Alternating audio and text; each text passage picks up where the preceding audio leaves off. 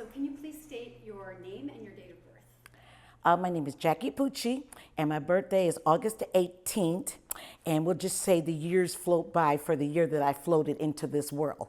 I started the job with parking enforcement in 1988, and I started working on Pico Boulevard. That's where the training was, on Pico Boulevard.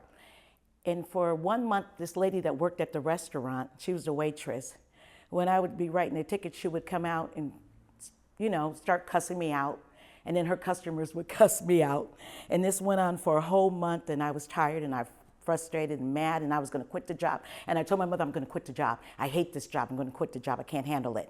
And my mother said, you're not quitting that job, that's a city job, it's a good job. She said, tomorrow when you go to work, you're gonna be assertive, and you're going to tell that young lady that you're gonna kick her, you know what, up and down the boulevard if she doesn't leave you alone. And I go, Mother, I can't do that, they'll fire me.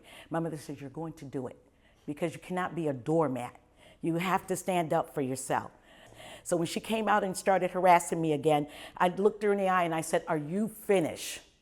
And she was shocked. And I said, because today is the last day you're gonna F with me, B. And I said, I'm gonna kick your butt, up and down this boulevard. And the training officer, Ed Harrison, said, Jacobucci, you're going to be fired. And I was like, I quit, I don't care.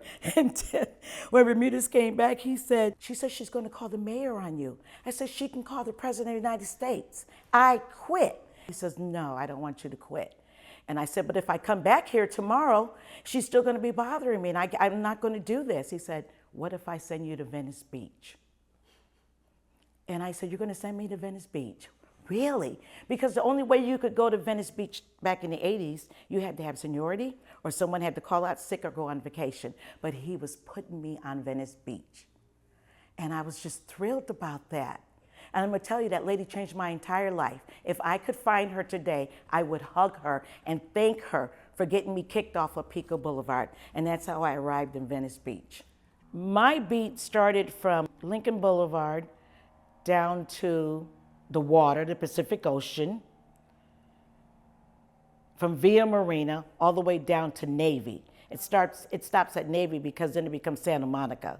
I think the reason why the people fell in love with me, first of all, everyone got a ticket from me. So everyone knew me. Everyone had my autograph. Matthew McConaughey, I met Matthew McConaughey because Tony Bell is a director. He won an Oscar for the Sting, producing the Sting. Tony and I were friends, and Tony told me Matthew McConaughey, I may not be saying his last name right, was renting an office from him on Market Street. And I said, really? And he says, yeah, he's gonna be moving in about a week. So I came to work on the weekend one day, and there was a car there with Texas license plate, and I wrote the car a ticket because the meter was expired. I came back a couple hours, the car was still there. I was getting ready to write another ticket on it for time limit when this guy said, oh, no, you just gave me a ticket a while ago. You mean I can get another ticket? And he had a beard, and it was a white guy with a white lady. And I said, can you say that again? Because he sounded like Matthew McConaughey to me. And he said it again. And I said, oh my God, you're Matthew McConaughey, that actor. And he said, well, no. I said, yes, you are. I said, because Tony Bell told me you're renting this office right here. And I said, why is your car here all day? But I'm not gonna tell you why his car was there all day, because I don't divulge secrets, but it was quite interesting. But anyway, he was very sweet. He would feed me. He gave me a magazine, he signed it. So yeah, me and Matthew, we go way back. Robert Graham, he was a famous sculptor and artist that lived here. I met him in '88 and we became friends. And one day he introduced me to this tall, beautiful lady he was dating, and her name was Angelica. And he didn't tell me her last name, and I did not know she was Angelica Houston. So we're all there sitting there talking and stuff. And then I see the grifters on television. I go, that looks like that lady Robert's dating. So I said to Robert, are you dating Angelica Houston? He said, yes, Sharon, I thought you knew. And I said, I did not know, And then me and Angelica, we've been friends since then. Danny Duchovny, David Duchovny's brother, Perry Farrell, Brandon Boyd. He says, I'm in a band called Incubus. And I go, who? He was fine, okay? He was fine to me. He's bigger than Lionel Richie. Because he was Venice. I love him, okay? I'll give him that. Jay Adams was it surfing or skateboarding? I don't remember what Jay did, but Jay and I met over a parking ticket. I gave his car a parking ticket, and he's standing there like this here. And I know he was angry, but he didn't do anything about it. He just watched me write the ticket, put it on the car, and he took the ticket. And he could have cursed me out, but he didn't.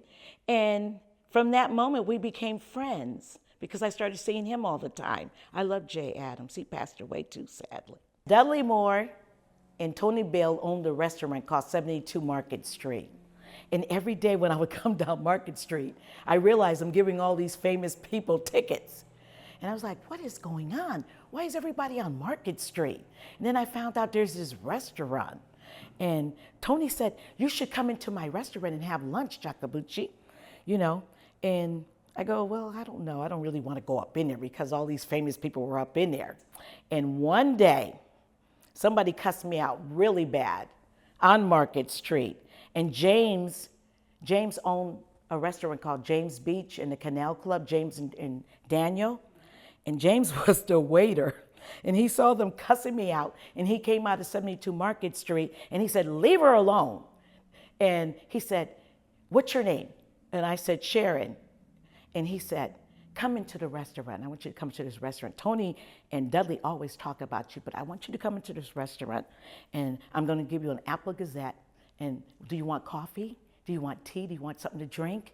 He said, come and sit down and talk to me. Don't let these assholes get the best of you. And so I came into the restaurant and I talked to James, and James and I became best friends. And he, Kind, gentle soul. yes, and he used to tell me, oh, Jacobucci, I'm going to own restaurants someday. He was the waiter. And I said, well, I'm going to be a stand-up comedy. And I said, well, when you own your restaurants, I'm going to be eating free, right? He said, you can have whatever you want. And I always did. I really did. I became friends with Dudley Moore because Dudley Moore parked his car backwards on Market Street. Arnold Schwarzenegger on Navy Street. Oh, and let me tell you about this one particular homeless guy. His name was Henry Hill. He was an alcoholic, he was a drunk, he was homeless. And all the homeless people, I would hug them every day and talk to them and give them love. And Henry used to tell me the most far-fetched stories about, oh, when I was younger, I was in the mafia. Oh, I did this and I did that. And I'm looking at this short, white Irish dude who's a drunk thinking, this man is out of his damn mind. But I love him because he's always hugging me and he's so sweet. And I started tuning out the madness that he was telling me because I didn't believe he was in the mafia. One day I came to work, there was a film crew out on Washington near Speedway. I said, you guys can't park like that. You're gonna have to park in the county parking lot. And he says, well, we're doing a documentary. Well, that's nice. You still can't illegally park. Well, we're looking for a guy named Henry Hill. Do you know him? And I said, Henry, why are you looking for Henry Hill? But then I didn't think it was my Henry Hill. And he goes, did you see the movie Goodfella? And I go, yeah, I saw the movie Goodfella. And I said, there's this guy in the beach. He said the movie Goodfellas was about him, but I didn't believe him. Why? Was he telling the truth? He was telling the truth. Henry was telling the truth. He was in the movie Goodfellas. Not in the movie. The movie was about Henry Hill. And I was like, oh, shit. And I ran and I found him and I showed the film crew. And I was like, oh, my God. Henry was a serious killer. He was really crazy. He's crazy. I thought that was all crazy. But he was the sweetest man. And there was another homeless man that I would see every day, and I would offer him food or something to drink. And his name was David Paul Kane. And he would go, but I'm not hungry, but thank you. And I would give him a hug. And one day he said to me, he said, Sharon, I'm having a party in Beverly Hills. This homeless guy is having a party in Beverly Hills. And he says, I want you to come Friday. It's at 8 o'clock. And I thought that was really kind of funny, but I said, okay, I'll be there. When I got home, I called my friend Michelle, and I was telling her about this homeless guy that invited me to his party. And I said, his name is David Paul Kane. And she goes, what did you say his name was? I said, David Paul Kane. Why? Does that name mean something to you? She said, yes, he has a show on the Bloomberg Network. He puts an ad in the Wall Street Journal Monday through Friday.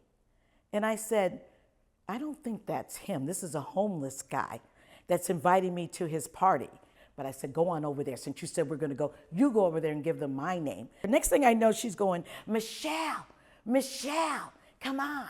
I was like, oh my God, what the hell? So I crossed the street. The guy unhooks the rope and we walk in. And there is David Paul Kane standing with a beautiful tuxedo, diamond cufflinks, expensive prescription glasses. And I'm like, what the fuck is... And he said, I'll explain it to you later. You're going to sit at my table. And I was like, what? Later, he came and sat at the table. And I said to him, what is going on? He said he dressed that way because he fed the homeless on Speedway down by Rose Avenue. He would have a truck come and feed the homeless. And he dressed that way so that he could get in line and be served. And he wanted to make sure that the homeless was being served with respect by the people that he hired. He grew up during the Great Depression, and his family was digging for food out the garbage can just to survive. So he told his mother if he ever became rich, he would give back to the community. He wouldn't let anyone starve. I don't remember where he grew up, but he said he would feed the homeless. And he did. And he really looked after them. I have a lot of respect for Mr. David Paul Kane. He passed away. Working as a traffic officer down in Venice didn't feel like a job. It just felt like a place where I would go where all my friends were. They were all my family. They loved me, and every day we were a community. We loved each other. We would hug each other. You know, what's going on? Somebody had a baby shower, barbecue, a movie premiere, a record coming out, whatever. I was there.